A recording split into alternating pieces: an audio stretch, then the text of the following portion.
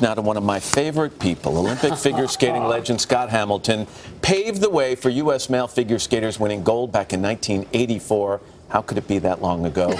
But he has also had some rough patches in his life. He successfully fought off testicular cancer and 2 brain tumors, but recently found out a 3rd tumor has appeared. He talks about it all in a new streaming docuseries, Scott Hamilton Today, and he gets very personal about his life on and off the ice. When you see people go through cancer, you think, oh, I could never do that. Oh, that seems so horrible.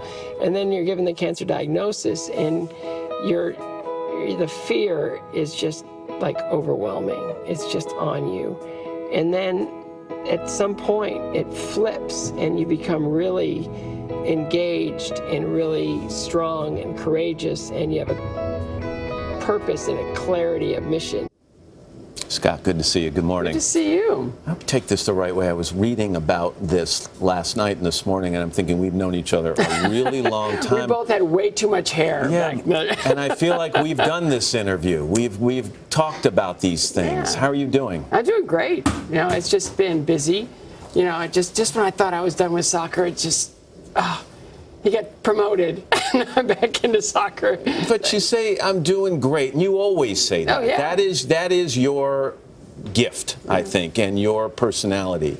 But what was the moment like at the diagnosis? And we should mention 3rd tumor, brain tumor, but this one's acting a little differently, isn't it? It is. You know, first one, you're blindsided. It's like, I can't, wait, I had cancer, I get a pass, right? Then you get through that one, it's like, oh, okay, check off the list.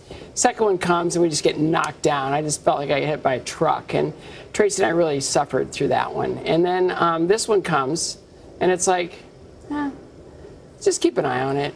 Just see where it goes, and we'll just figure it out as it goes.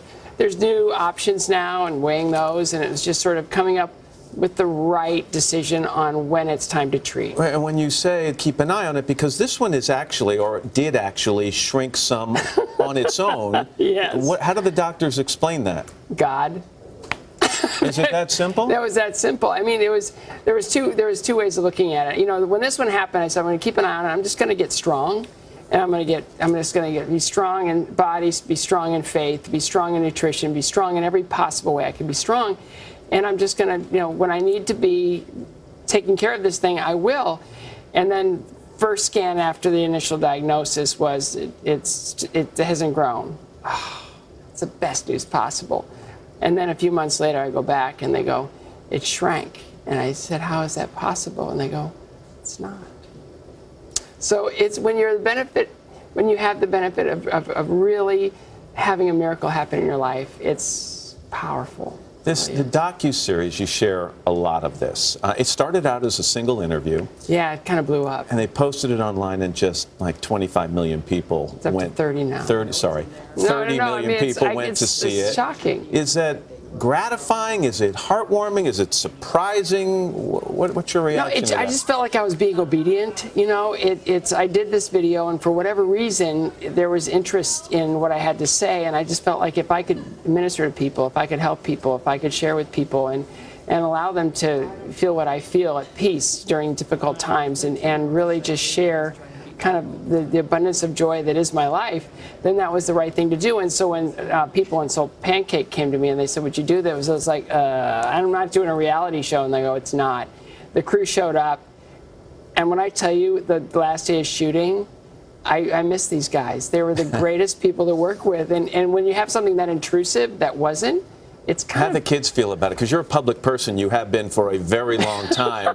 How did they feel about being followed around by cameras? Well, it'll be obvious in the series because my redhead, Max, he wanted to be there all the time. It's like, when's the crew coming back? He's got a little of his dad in him, maybe? And then the other kids were like, well, I don't know. I'm going to kind of hang out in my room. They're adolescent, right? So they don't want to be seen. Just a little bit of time left.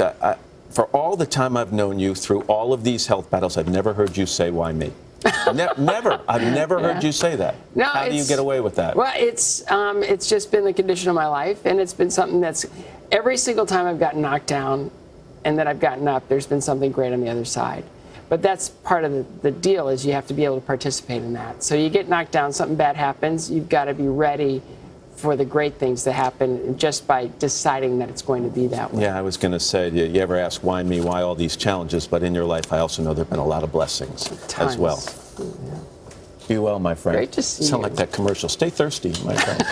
Scott, thanks. The first 2 episodes of Scott Hamilton Today are streaming now on People Entertainment Weekly Network. Hello, Today fans. Thanks for checking out our YouTube channel. Subscribe by clicking that button down there and click on any of the videos over here to watch the latest interviews, show highlights, and digital exclusives.